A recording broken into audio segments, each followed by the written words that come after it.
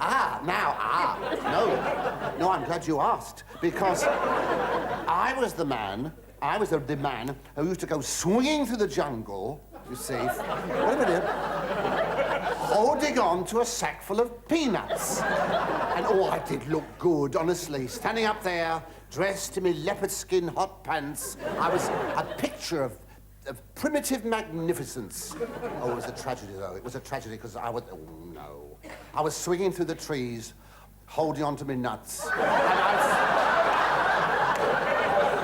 I'm waiting to commence.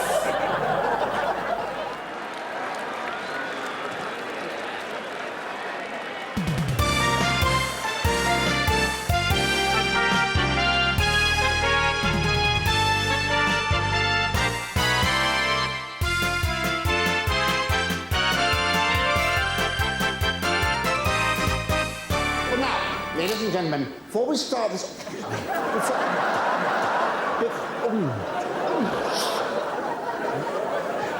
Nothing is in its right place tonight. Now, listen, are you the same, missus? Well, wriggle, dear, wriggle. Don't sit there in agony. Nothing worse, your pant is out of focus. Just like... whoops. Poor soul. No. What? Now, listen... now, before we... What? No, don't. Oh, don't make mock. You're making mock. You're making mock of Francis. Not. Now, before we start this little Eisteddfod, I want to make a little appeal to you. I want to make an appeal, but it's not an appeal for money. You're all right. You've been robbed as it is. No, it's not... He broke all the rules of how a comedian should work. He should look smart, he should be comfortable, confident, he should not repeat himself, he shouldn't ramble, he shouldn't sort of start at the end of the joke and apologise for it. I mean, all those rules are broken, which is true of in any art form, that the rules are there for the average people to follow, and it gives you a good eye, but brilliant people either abide by those rules instinctively, or they break them instinctively. The thing is, if you can't laugh out, try, if you can, to force some titters. If you can force titters... Big titters, small titters. Let us not go home titterless. That's right, missus. Get your titters out, girl. Come on, let's go on. He had that wonderful gift to string you along, an air of danger and suspense, as if he wasn't quite sure what was coming next, and the cultivation of that style was brilliant. I'd be grateful if you could try and force a smile. Nothing worse than looking down, someone's glaring up at you like that. You don't know whether they're foreign or defiant. I learnt my timing from him because I had to listen very carefully, but at the same time enjoying it all. I mean, I used to come off stage crying. I can't tell you how many times I had to repair my makeup before going on to do my proper act. Oh, yes. Well, it's because I wanted Vera Lynn, but it's peacetime. Never mind. Every generation or so, there are people who seem to develop new styles or new strains. And I think Frank was one of them. I mean, if you think nowadays, I think maybe Reeves and Mortimer are the most recent exponents of, really breaking new ground with comedy. And I think Frank at that time, or in his day, was like that. Welcome to Variety Bandbox. Just make myself comfy. Everybody on Sunday night, when it was Variety Bandbox, everybody was listening to it. So Frank was the gold nugget in the entertainment world, and he asked me, who was nothing. I was in a £6-a-week repertory in Accrington. So I was surprised to get this a phone call. Would I go and see Frank? And that's how I started to write for him. So I was the first writer that Frank ever had. I started to then venture into, like, abstracts.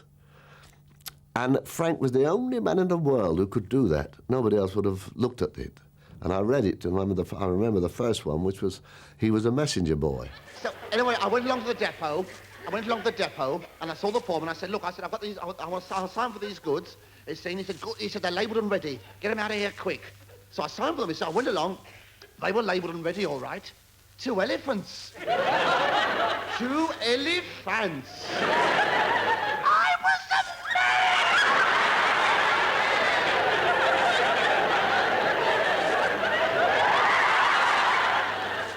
I got a bit of string. And I tied it round their necks, you see, and I let them out into the street. I did feel a ninny. But the way people stared, you'd think they'd never seen 2 elephants going down the underground before. I've got scripts in my office at the moment of yellow with age now, and they're like, no, yes, no, no, listen, ... before I got to it. Well, when Frank was doing that, it was like punctuation marks for him. We writers used to compare notes because his famous ooh, ah, no, missus, don't take a vote on it sort of catchphrases, if you didn't put them in, he'd say, where are they? And if you did put them in, he'd say, I do that. He'd play games. He'd wrong foot you all the time. He loved getting writers at it. Now look, get him out. Having said that, he was very respectful of writers. And I think every young writer he gave everybody a chance. And he was able to teach them their business. And he taught me an awful lot about writing, about bringing the thing up to a climax. Poor soul. There was a lot of calculation with Frank. He knew his style to perfection and knew the sudden, apparently spontaneous remark. He'd get it right. I used to hear him reciting a piece over and over and over again so that it would come out the other end nice and shambolic, as if he was just putting the thoughts together at the last minute. In every house, in every home, there's at least one drama. There's a drama to be told. In every house, there is at least one story. Unless it's a bungalow. Oh, no! No, I got that wrong. No. That's right. I was right. No, that's right. That's the joke. Forget it. I thought I'd forgotten the script then for the minute. No, I was all right, no. The greatest gift of any comedian, or what a comedian I feel is expected to do, is to be an iconoclast. And Frank was definitely that. It's not right, is it? It's not right at all. Because I blame the man in charge, you know. I blame the man who runs it. You know, what's his name? You know, Thing. Because, he's past it. Oh, yes, he doesn't know what's going on, you know.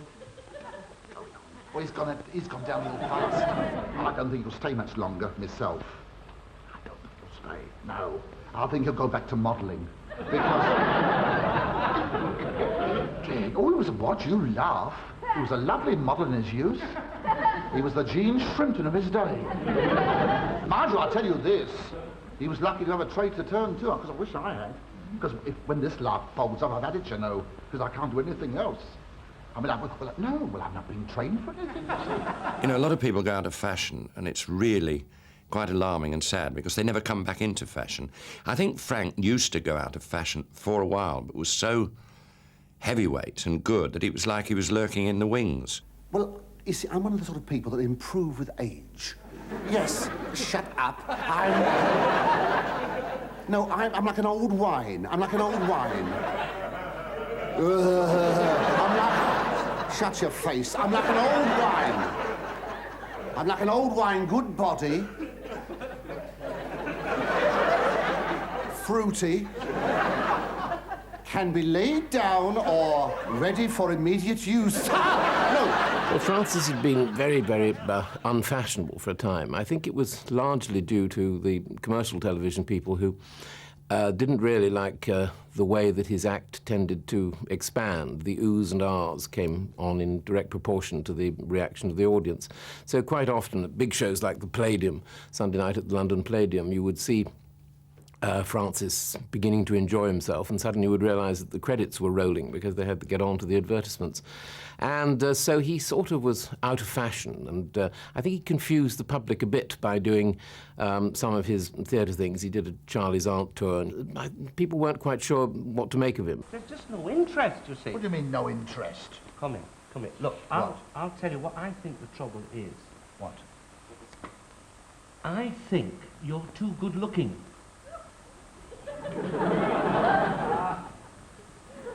Well, I've heard some excuses.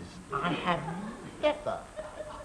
Do you really think so? I had such a rough time of it in the early 60s, 1960, 61, 59, 60, 61, 62, that I couldn't get in work. I became unfashionable, I suppose.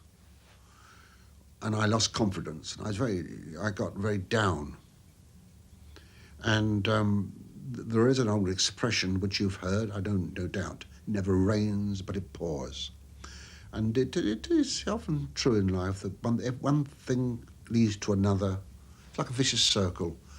You lose your nerve, and then you don't do so well, and then you're not wanted, so you lose your nerve more. Then you don't do so well, and it goes on, and gradually you sort of spiral downwards. And my mother died, and I thought, does it matter? What's all this nonsense really about show business and fame and one thing and another, and fortunes and fames, when it comes to realities of people and the things that really matter in life. And I changed a lot then. And strangely enough, to me it was extraordinary, to nobody else. It's of no importance. Other people, it's of no importance whatsoever. But almost within 2 days, the phone rang, which it hadn't been doing, for me to do something on television. So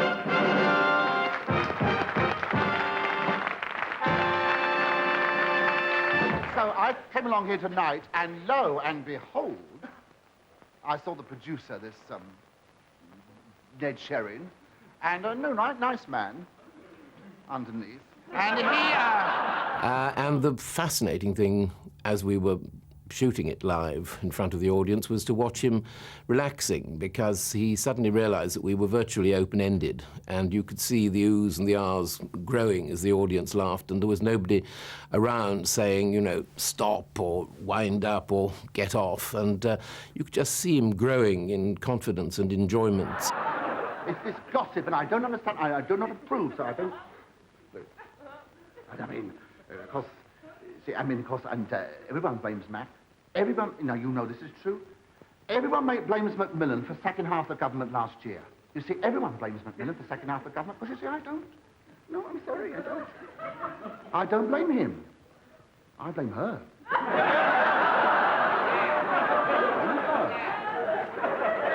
No, I do.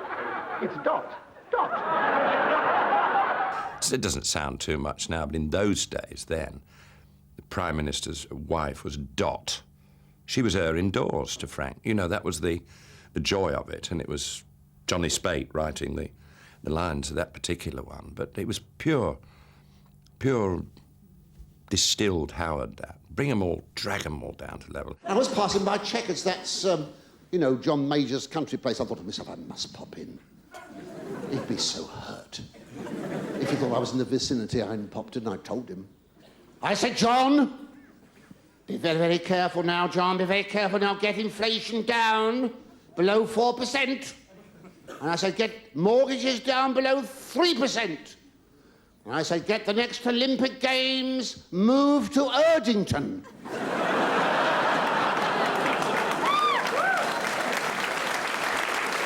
I said, bring some trade in the area. I don't think... And come do some concerts. I don't think he got the message. No, he didn't get the message. It's very difficult when you're shouting through a letterbox. But I mean, the thing... You see, this was the whole thing. He was one of them. And like when he said, oh, I went to see him, him upstairs, and... Now, when he does something like that, you know that he's one of you going up to see the authority like that. And I told him straight, and we know well he didn't tell him straight. He said, no, get up off your knees. And so straight away, he is one of us. And he could keep an audience, what I call boiling over, but listen. So anyway, he said, I was wondering, he said, if you could go to the lads, he said, and the troops, he said, and give them a turn. Yes! That's what I thought, cheeky devil. So I said, what do you mean, do an act, perform? He said, yes. So I said,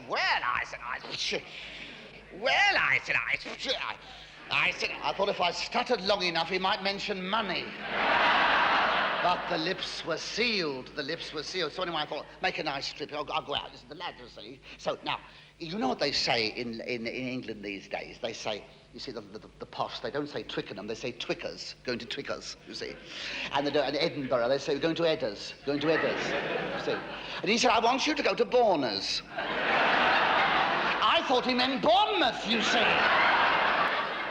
Anyway, we got here during the day to come and look round, you see, to look at the hall, to see what, was cooking. And because this office was set on the 4th floor, and I got in the big man here, Colonel Westbrook, and he was sitting no, he was set on the 4th row, see, and he runs everything, thinks he's God, of course, but never mind. Oh, yes!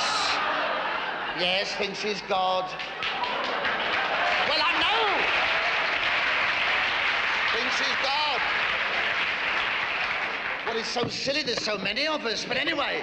And of course, he'd always demur initially to get you at it. And I said, would you come along and do a show at my son's school? No. So I changed the subject. And then, of course, 2 minutes later, when is this? So I said, you'll enjoy the fee. I said, it's a bottle of champagne and some sandwiches. Disgraceful. Liberty, it's an imposition. What time do you want me? He used to string you along. And he was a master at picking up little references. The master's name, he won't mind me saying it because he was the master's name, David Lund, who still teaches at University College School, is very quietly spoken, rather like yourself. Very quietly spoken man, but has a definite ability to manipulate and pull people in. Of course, he was thrilled that Frankie Howerd was coming. And Frank went on in front of the audience and he said, how long do you want? To me, just before he went on. 20 minutes, all right. I said, yes. He did an hour and 10 minutes. And convulsed the place.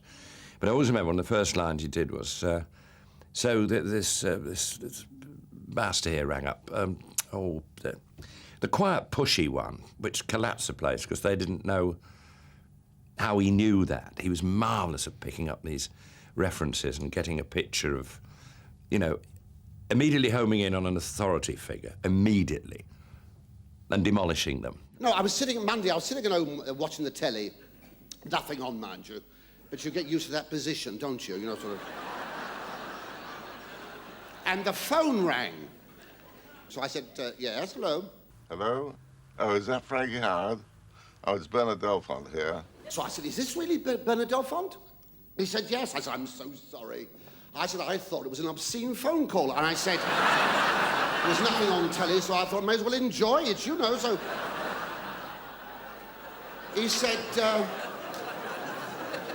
He said, do I sound like a man who would make obscene phone calls? I said, well, look, let me hear you pant a couple of times. Breathe in and out. I said, I'll let you know. No sense of humour. No, not a titter, no. So he said, look, would you mind hurrying up? He said, hurry up, please, because my 2p is running out in the box. Well, that's why I didn't think it was Delfont, because he usually reverses the charges. So... No. And every boss, be it Lord Delfont, Bernie Delfont, or whoever, or you may have suffered from it yourself, Thing, what's his name? Never remember. That always brings it down as well. You could never remember who you were talking about, this very important person. What's his name? Thing. Wonderful. Dave?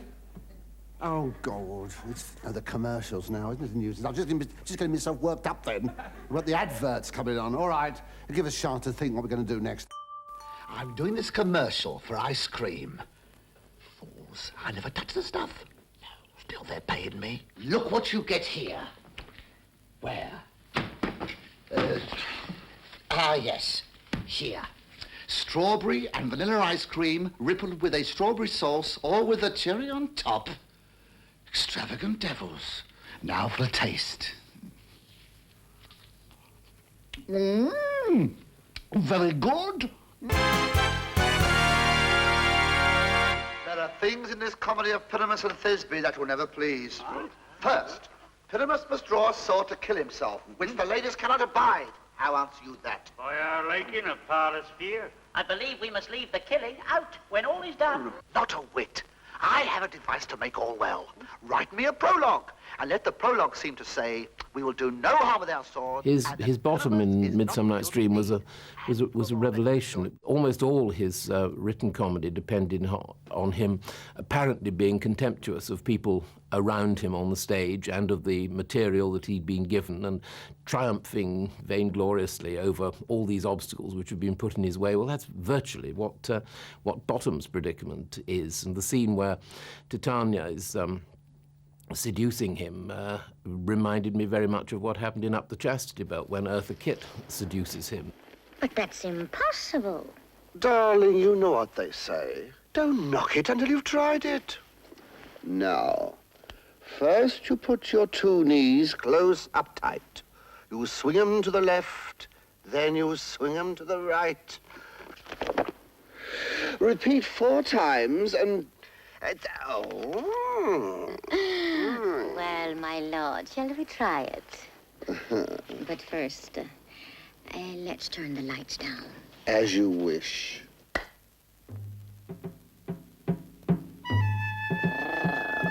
Shall we start, my lord? You are so beautiful.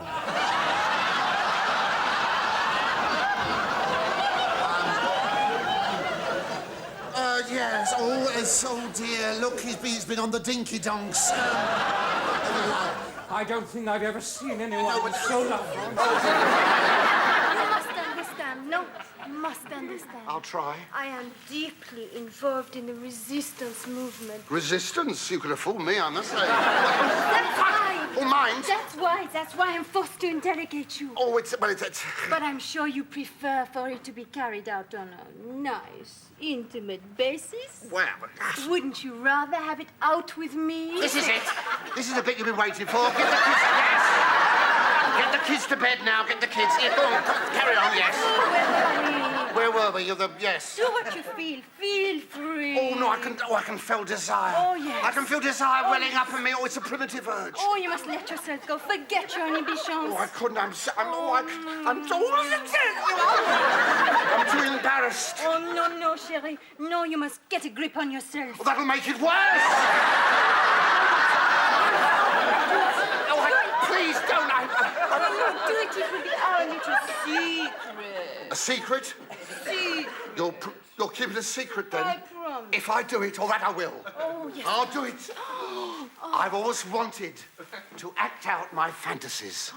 So now I'm going to. Oh, dear. Oh, I know I'm being naughty, really.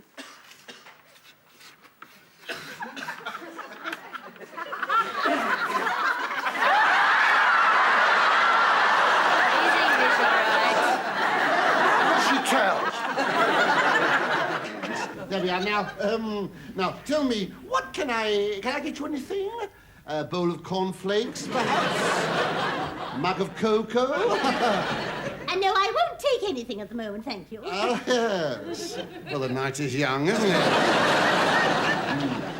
What do you think of the political situation? Yes. Yes. Do you want sex now or later? Well, I thought if there's nothing on the telly, we could climb on the pub. I don't mind. I don't. You know, people have their own lives to lead. As I say, you know, as long as they leave me alone, you know, and they do. But I mean. He used to say, yeah, you still married, eh? I say, yeah. So, well, you never know, do you? You never know. Oh, no, wicked Francis, I mustn't. Then that was the joke. But then he'd say, then he'd ask after things, see how things were. He was kind. He was a very nice man. He used to invite you to his parties and was always worried whether you would make your way safely to where you were going, whether you wanted a lift, you know, whether if one was going to some far-flung place, whether one would like to share a car with him. He was enormously caring, actually. I always wanted to know how you were. You often got summoned to his room, you know, just to find out how you were going on. He loved getting people into corners and sort of pinning them down on their weak spots. I suppose that was because partly because he was pretty vulnerable himself underneath, and so I suppose he wanted to find out what other people's insecurities depended on. Listen, how did you get your eyebrows like that, Dennis? Because I've often wondered what fertiliser you use, because you've got... I mean, they're worse than mine, aren't they? Except yours go up in the middle. Look, Yes. Is that Dennis? No, they're much better than yours, actually, yes. Now, when you're my age, Frankie, with luck, you may have eyebrows like mine. Yes. I might be Chancellor of the Exchequer, too, when I'm your age. Tell me, George, how long have you been Prime Minister of Mirth? Oh, I suppose over 60 years. The late George Edney Payne christened me that. At that time, of course, Dan Leno was called King of the Comedians. And I suppose Mr. Payne thought he must have a Prime Minister. And that's stuck to me ever since. Well, it's perfectly obvious to me that you're 78 years young. Well, I mean to say, well, by the way, John, have you heard this one? Have two old girls in a bar. And the first woman said, "Isn't your baby small?" The other woman said, "Oh, well, I've only been married a fortnight." Hello? Hello? Hello? I carry on a certain... I did think I did a certain music hall tradition. I don't know if you'll agree with me that the sort of jokes I do, or I have done on television, are really the sort of things we used to do on music hall. Yeah. Well. But what were you... I'm sorry. No, I was wondering if you were sort of... I can't say you play, but performed with, if I can put it that way, with people like Max Miller and Jimmy James. That's worse, in my opinion. Very on the same bills. Let me tell you, not many. Let me put it that way to you. Jimmy James. Jimmy James. Jimmy James. Yes. Wasn't he the greatest as far as you're concerned? Yes. I used to... one of the greatest comedians I ever saw was undoubtedly Sid Field. Stop, you naughty little puss. How very, very dare you. How dare you? How very, very dare you? Shall I groan a little? Nay.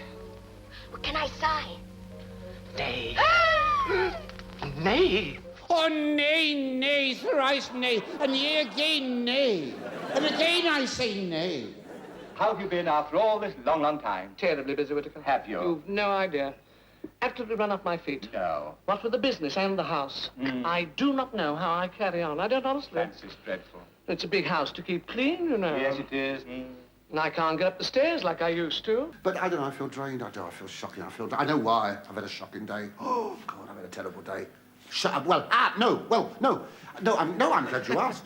The thing was... No, shut your faces a minute. The thing was this, no. I think there was that sense of intimacy and outrage, and you always felt that he might be going to embarrass somebody else. You had a vague suspicion that he might be going to get at you, but there was a sort of conspiracy between him and the audience, which was immediately reassuring, and that shifty look as though something outrageous was about to come at any moment.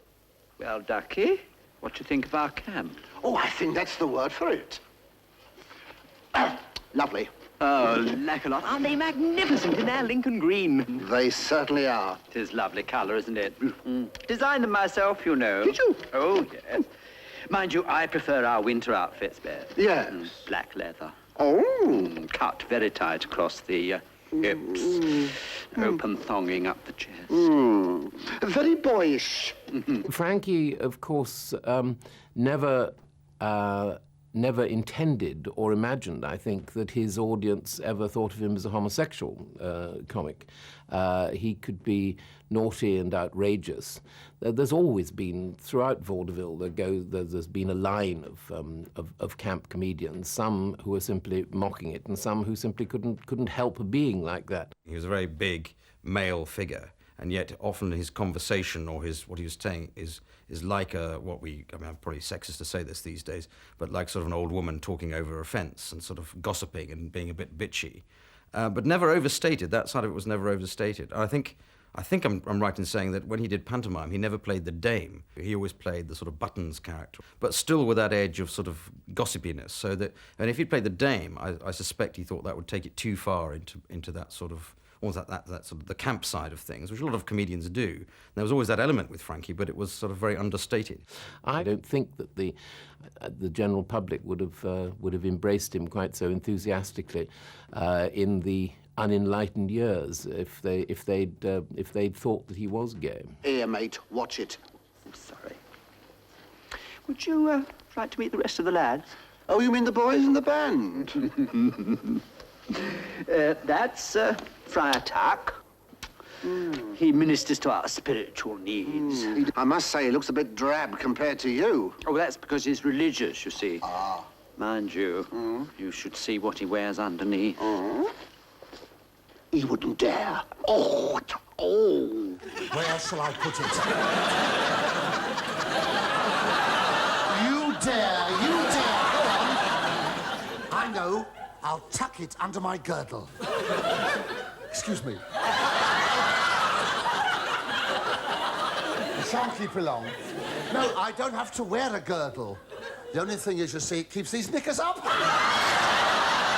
You're jealous? You're jealous? People sometimes ask about how good an actor he was, and he made a great deal of play with his vicar character, which was exactly the same as his Roman slave, really, wasn't it, in a different frock? Now, in addressing these few words to our couples, Bob and Carol, and Ted and Alice,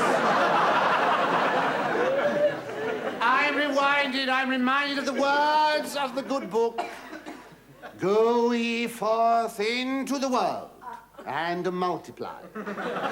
Though I must say that in the case of Alice, I would have been happier had she waited a little longer. Naughty Alice. This vicar in the vestry with the verger. And he said to this, he was thinking about his sermon, you know, for the Sunday morning, his sermon, the subject for his sermon. And so he said to this verger, he said, I don't know, I think I shall take for my subject the widow's mite. So the verger said, I don't think I'd bother, so he said, there's only two in the village and they both do. Well now, brethren, dearly beloved, let us all rise and turn to hymns, to health and efficiency, hymns, ancient and modern. Let us all rise and sing hymn 81. Nor shall my sword sleep in my hand. I don't envisage him as a camp comedian. You know, all that kind of stuff. It was more like he was flirtatious. He was dirty. I mean, you always thought you're a dirty bloke. You know, you're a dirty, naughty man. You know. We're gonna right load of riffraff here tonight, I tell you. Well, now, dearly beloved, enrollment forms for the Sunny Side Up nudist colony may be obtained in the church porch, next to the photographs of the brass rubbings. Enrollment forms are 75 guineas per annum, plus 50% VAT. Vicar's added tax.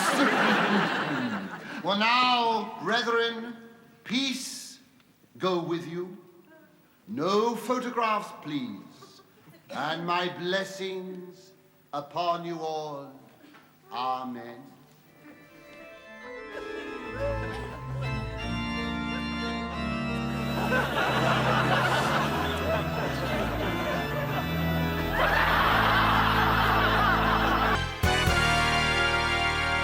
Mr. Howerd, I've seen your show. Show. No, show. What did you think of it? Disgusting. I find your innuendos self-indulgent and sociologically insignificant. Intellectual cow. The joyful disregard for these strictures of PC and everything. I mean, there was no... I think that largely comes over as the performer, not the material, this correct attitude. There was so clearly no malice in him or prejudice of any kind. Look, Mrs. Miss.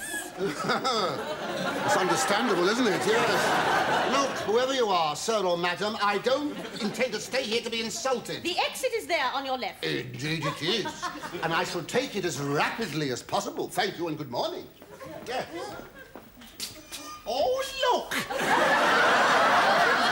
Pinky and Perky. I can see that it didn't worry me, and I think the fact that I carried my bosoms boldly forward and was so blissfully unaware of them, in fact, in a way they were sort of an intrusion, I think he was grateful for that, in a way. And I never ever made an issue of it, and I never minded bearing all.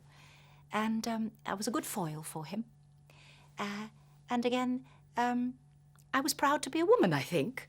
And I think he liked women to be proud to be female. And I think that both he and I would agree that to deny your femininity is against nature. Clothes off. What, I mean, with you peering at me? Oh, now. Yes. I see. Oh, you're bashful, eh? No, well, in a way, I suppose. Well, let's say, I do have something to boast about, you know, really. Yes. They are both. Shut your faces. God. They are both beautifully marked. I'm talking about my tattoos. Will you wait for the speeches to end, please? Oh, you are a one. Yes, I know. Yeah. Do you think she would? I think she'd play, don't you? I think so, yes. He transcended political correctness, political incorrectness, whatever. He was just funny. I think that's what it was. You know, a joke's either funny or it's not. A man is either funny or he isn't when you get away with all that ridiculous labeling. And that's why he appealed. He went straight, directly to the funny bone with people. The pianist he had, which the first one was Madame Villa-Roper, and then it was Madame Blanchimore. But you see, they weren't brilliant pianists. She was deaf and slow of thought and everything. But, you know, another performer, a younger performer doing that now, I mean, would just be regarded as disgraceful. I know, she's a funny woman. She's a real... she can't play much, you know. No. But I don't need a group, really. I mean, it's a waste of money, really, and she's cheap. That's the main thing. She's cheap, yes. I tell her this is an audition. It's chilly tonight, yes, it's chilly. It's bitter out. I say it's bitter out, yes. Oh, God. No, don't laugh. It might be one of your own. Don't laugh. Poor soul. Young men. Do you mind? Whose horse is it? Leave that horse alone. Look, Mrs., will you mind your own business and don't prod? The Don't poor get out of here. animal. Look, Mrs., you don't understand. He's been following me all the way down from Burton Street. He's had 3 pounds of my best pippins, and let's see, it's around 6. Look, he's had it again. Now, go on, get out of here. Go on. Get out. Go on. Get out. Now stop it this instant, or I shall report you to the authorities. We'll do the aria. We'll do the aria. He doesn't know whether he's got an aria or an elbow. Now, this is a... Don't laugh, you'll make trouble. It's not worth it with her this weather. Don't ignore her. Mind you, I felt sorry for her. She had a terrible life, you know. Oh, shocking life. Oh, terrible life. I mean, hers is a sad story. Oh, hers is such a sad story. It's a really sad story. I was saying yours is a sad story! No. What? No, she was reared in captivity. And, no. Now, lift... Don't laugh. She was meant to be a nun. Of course, she had none. For years, she had none. Well, no, not for me, I swear it. And, of course, when she was released, she was overripe. Oh, she was fruity. Oh, what? Oh, come on, let's have it. Oh, whoops, yes. Oh, she couldn't wait for a bit. No, but no. I was married. Listen, married, the first man she met, never thought. She was naive. That woman was naive. She married the first man she met. Didn't think, you see. Went upstairs to her bedroom for the honeymoon. She took her dress off. He put it on. She never saw him again. He'd take the mickey out of me and take the mickey out of the studio. And it was all that sort of lovely, gentle, derogatory stuff all the time. And I used to open the phone lines. I used to say, right, the Frankie line's open. I used to give the phone line out and call up and speak to the god, the man himself, his Frankiedom, Frankie Howerd. And, the phone lines used to light up, and so did his face. I'm usually so lovable. And, I used to say, right, we've got Terry on line 1, and Terry would come on line 1 and say, oh, Frankie, yes, what's, no, oh! And just watching the smile on his face as he recognised that recognition from teenagers 20-somethings who were listening to the show. And I think that meant a lot to him. You see, I'm not... Well, you know. No, you don't know, but I mean... No, but you'll believe me when I tell you I'm not what you call an intellectual. I'm not... No, I'm not, no. No, I'm not what you call brainy. You know, a sort of clever clogs. I'm not levels, O levels and A levels. Oh, no, not that. Because you're all students. So naturally, to you, I'm not what you call an academic. By no way at all could you call me an intellectual. And the... Which is why I feel so much at home here tonight.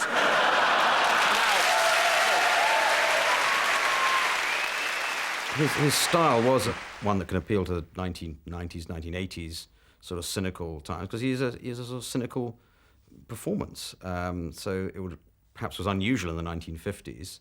It's fitted the satirical start, in the 1960s, and it's still good in the 70s and 80s. So I don't think it's surprising. Well, frankly, it's surprising that there were periods when he was out of fashion, or he considered he was out of fashion, or things went wrong for him, so that either he lost confidence or things just didn't come along. I think that's the more surprising thing. This woman's frock, she came out of Tesco's. They were all gaping at her. Her frock was open. My life. I've never seen anything like it. Her frock was open. She had one breast hanging out. One breast hanging out. Boom, boom, boom, boom. It was bitter out. Bitter out. I said, she said, don't stop me now. She said, don't you stop me now. I said, look, come here. I said, you're making yourself a laughing stock. Look at you. I said, for God's sake, your frock's open. Look at you. You've got one breast hanging out. She said, oh, God. Don't say I left the bleeding baby on the bus. God help us. We used to say these terrible jokes, because I do have 3 sons. And he used to, thank God my 3 boys were all well adjusted and everything, because he used to claim that he was the father of all 3 of them. But they loved him dearly. I remember the 2 elder ones, Robert and Ben, used to share a bedroom together. And without fail, he used to go, when they were quite small, he used to go up, after I'd put them to bed, he used to go up and say, is Frankie Howerd coming up to say goodnight? Because they always gave him the full title. It was never Uncle Frank, or they would never dare call him Frank, but it was the full title, Frankie Howerd. Is Frankie Howerd coming down for dinner tonight? But he used to go up and say their good nights, and they used to love that. It's a lullaby, and for children, late at night. And late at night, Dad sometimes tells a little story, and Mum sings a little song to soothe all the little children to bed. And they say their prayers, and they're in the little beds, and then Mum sings this little song, this lullaby to send all the little children to sleep peacefully through the night. Down in the meadow in a little fishy pool. What? Not loud enough? Oh, I'll try and sing up then. Down in the meadow in the little fishy pool lives 3 little fishes and a mama fishy too. Swim, said the mama fishy, swim if you can. So they swam and they swam right over the dam. Oh, didn't that know what? Didn't that know what?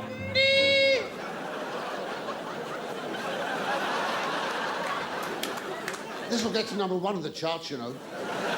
Oh, me and Madonna, no problem. Oh, didn't that know what? So they swam and they swam right over the dam. Stop, said the mama fishy, you'll get lost. You'll get lost, you will. No, I won't. Yes, you will. No, I won't. Ah, yeah, you will. No, you are not there. No, nothing. Yes, you will. Nothing. But he was like my surrogate father in a way. You know, whereas when my father died, I mean, because I could no longer, there wasn't a man there to phone up and say, oh, how do I do this? I'm going through this. And Frankie was the one that was there to do that. Oh, so knowledgeable and so, unbelievable. After talking to him for just 10 minutes on the phone, he would work it all out. And I miss that. I miss that. Gosh, said the little fishes, here's a lot of fun. We'll play around here till day is done. Wait. All right. Thank you. I'll do the jokes. Thank you very much. It's better out than in. They swam, it was a lark. And all of a sudden, they saw a shark. Shark.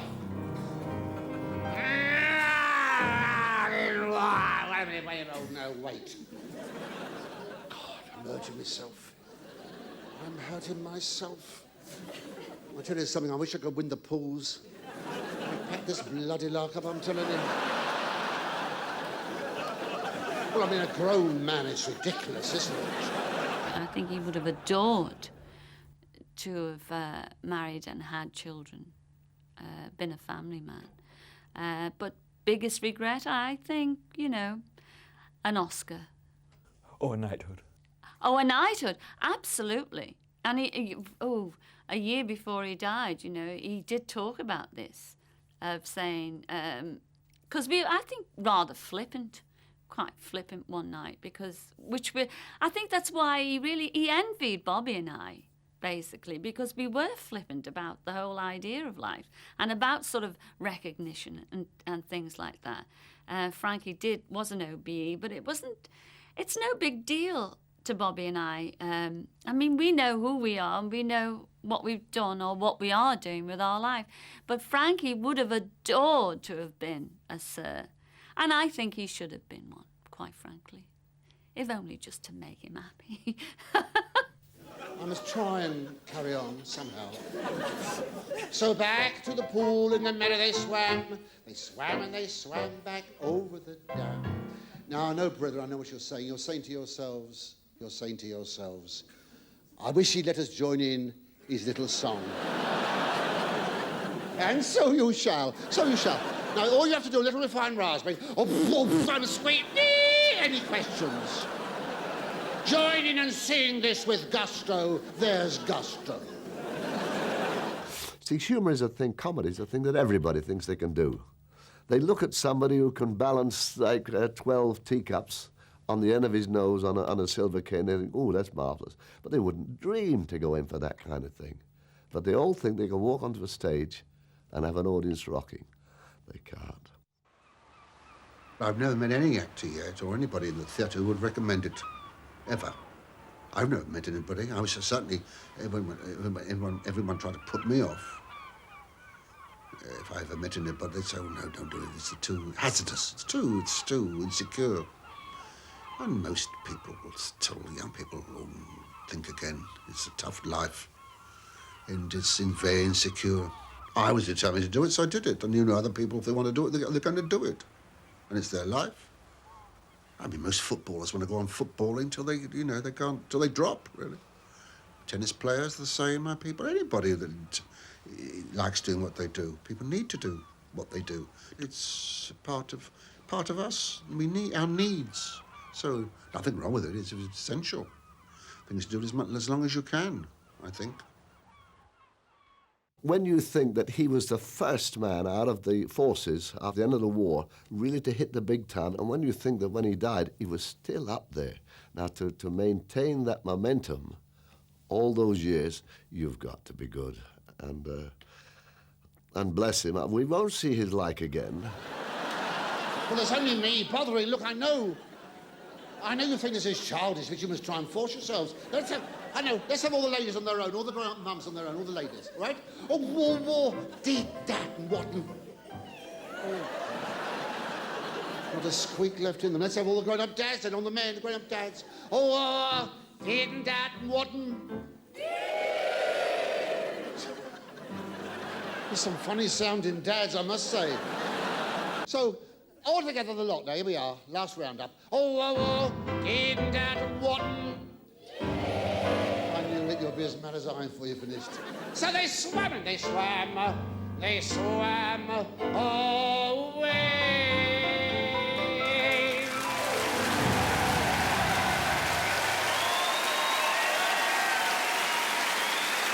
That's what I say about Frank. He was unique, and well, I wish I'd gone first, but I wish he'd talked to me about me like I've talked about you, because I'll be in his debt forever.